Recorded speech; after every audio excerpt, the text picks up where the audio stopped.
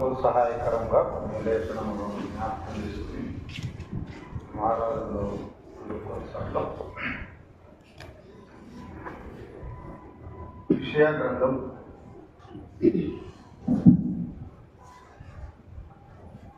40వ అధ్యాయం. యెషయా గ్రంథం 40వ అధ్యాయం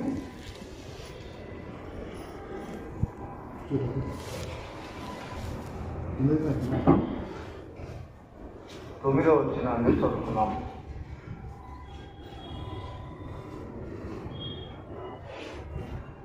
సియోను సువార్త ప్రకటించుచున్నదానా, ఉన్నత పర్వతము ఎక్కుము, యెరూషలేము సువార్త ప్రకటించుచున్నదానా, బలముగా ప్రకటించుము, భయపడక ప్రకటింపుమి, ఇదిగో మీ దేవుడు అని యూదా పట్టణములకు ప్రకటించుము. ఇదిగో మీ దేవుడు అనే మాటను మన మనసులో ఉంచుకున్నాం. కొత్త నిబంధనలో యోహాను సువార్త 19వ అధ్యాయము 14వ వచనాన్ని చదువుదాం.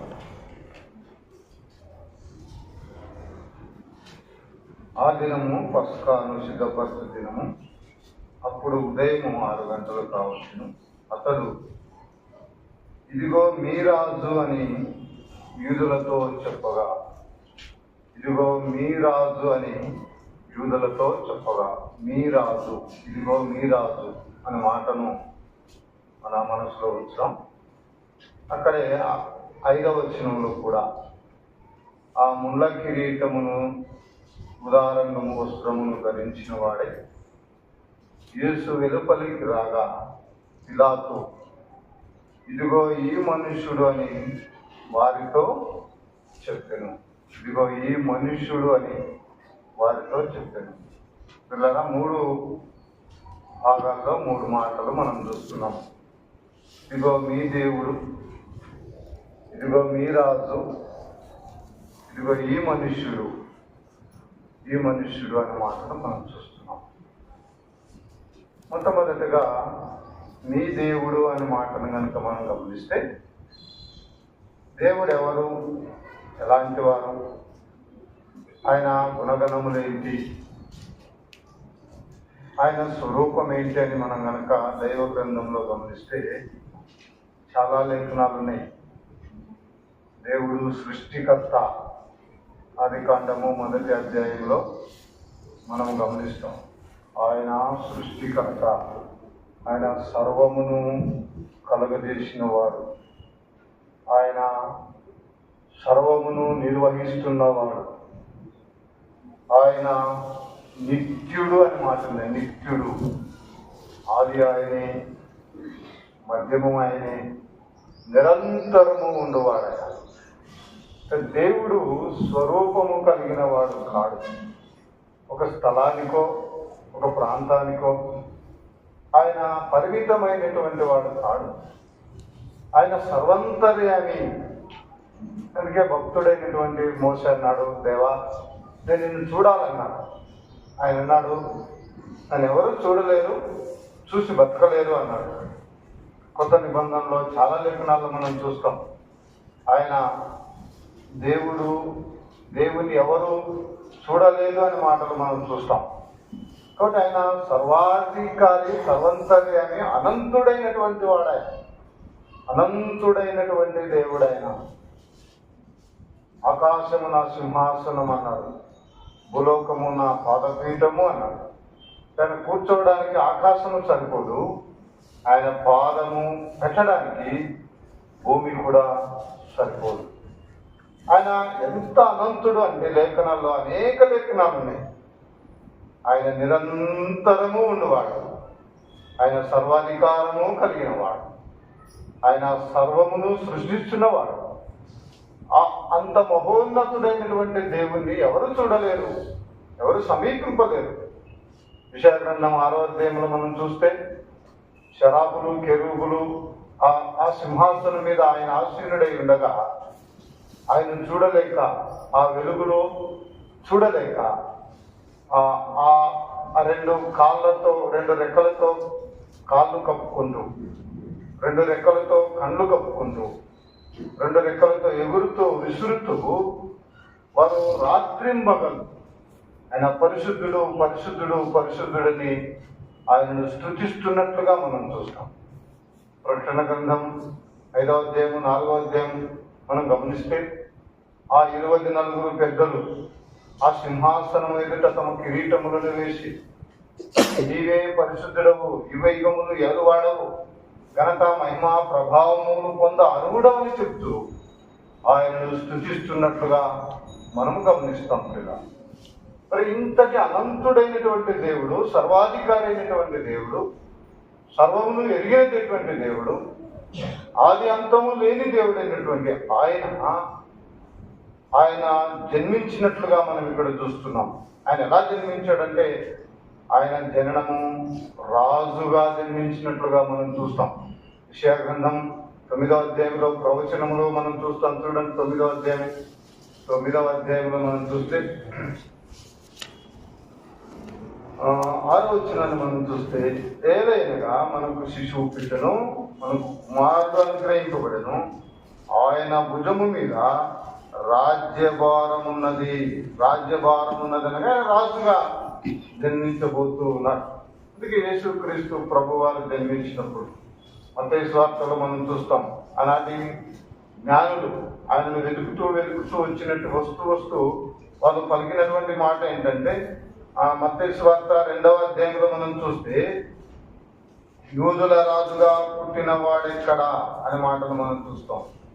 యూదయ దేశపు బెత్లెహేములో యేసు పుట్టిన పిమ్మట ఇదిగో తూర్పు దేశపు జ్ఞానులు యూదుల రాజుగా పుట్టినవాడు, ఆయన రాజ్యం కలిగిన వాడు, ఆయన యూదుల రాజుగా పుట్టినవాడు. అందుకే పిలాతు ఆయనను విచారిస్తూ మత్తయి రాశాడు, మార్కు రాశాడు, యోహాను సువార్తలో కూడా మనం చూస్తాం, నువ్వు యూదుల రాజువా, నువ్వు యూదుల రాజు అయితే మాతో చెప్పుము, ఆయన యూదుల రాజుని చెప్పినట్లుగా పై విలాసము రాయము అని. అంటే పిలాతు కూడా సాక్ష్యం ఇస్తున్నాడు ఆయన రాజు అని. ఇద్దరు దొంగలు ఆయనతో పాటుగా సిలువ వేయబడ్డారు. ఆ దొంగల్లో ఒకడు అంటున్నాడు, నువ్వు యూదుల రాజు అయితే మమ్మల్ని రక్షించు. యూదుల రాజు అని ఆయనను అంగీకరించినట్లుగా మనం చూస్తున్నాం. ఆయన జననము రాజు, ఆయన జీవితము రాజులాగా ఆయనను మనం చూస్తూ ఉన్నాం. అందుకే పిలాతు ఆయన మీద నోరము మోపబడి ఉండగా, ఆయనను విచారిస్తూ ఉండగా, ఇదిగో మీ రాజును విడుదల చేయుదును అన్నట్లుగా మనం ఇక్కడ చూస్తూ ఉన్నాం. అనంతుడైనటువంటి ఆ దేవుడు ఆయన యూదుల రాజుగా పుట్టినట్లుగా మనం ఇక్కడ గమనిస్తున్నాం. రాజు అయినటువంటి ఆయన ఇంకా తగ్గింపు జీవితాన్ని మనం గమనిస్తే, ఇదిగో ఈ మనుష్యుడు, ఆయన మనుష్యుడుగా కనబడ్డాడు. ఆయన మనుష్యుడు అంటే తిమోతి పత్రికలో మనం చూస్తే, దేవునికి నరులకును మధ్యవర్తి ఒకడే, ఆయనే యేసు క్రీస్తు అనే నరుడు అని మనం చూస్తాం. ఆ దేవుడు ఎక్కడున్నాడంటే ఆది కాండం యోహాను సువార్త 1వ అధ్యాయంలో మనం చూస్తే, ఆది యందు వాక్యం ఉండెను, వాక్యము ఏమై ఉండెను, దేవుడై ఉండెను, ఆది యందు వాక్యం ఉండము, వాక్యము దేవుని యొద్దెను, వాక్యము దేవుడై ఉండెను, ఆది యందు దేవుని యొద్ద ఉండెను, సమస్తము ఆయన మూలముగా కలిగెను. 14వ వచనములో మనం చూస్తే, ఆ వాక్యము శరీరధారి అయి కృపా సత్య సంపూర్ణుడుగా మన మధ్య నివసించెను. ఆది యందు ఉన్నటువంటి దేవుడు, రాజుగా పుట్టినటువంటి దేవుడు, ఆయన మానవుడుగా మనకు కనబడుతూ ఉన్నాడు. ఎందుకు ఆయన అంతగా తగ్గించబడ్డాడు? ఎందుకు ఆయన అంతగా తగ్గించుకోవాల్సి వచ్చిందంటే, ఫిలిప్పీ పత్రికలో మనం చూస్తాం మానవుని యొక్క స్థితి, రోమపత్రికలో మనం చూస్తాం మానవుని యొక్క స్థితి. మానవుడు పడిపోయి ఉండగా, మానవుడు దూరస్తుడై ఉండగా, మానవుడు శత్రువై ఉండగా, మానవుడు పాపాత్ముడై ఉండగా, మానవుడు అపరాధముల చేత పాపముల చేత చచ్చి దైవోగ్రతకు పాత్రుడై ఉండగా, ఇట్టి మానవుని విడిపించుట కొరకై రక్తమాంసములు కలిగినటువంటి దేహమును ఆయన దాల్చి ఆయన మనుషుడుగా కనబడినట్లుగా మనం ఇక్కడ చూస్తూ ఉన్నాం. ఆయన ఆకారమందు మనుషుడిగా కనబడును.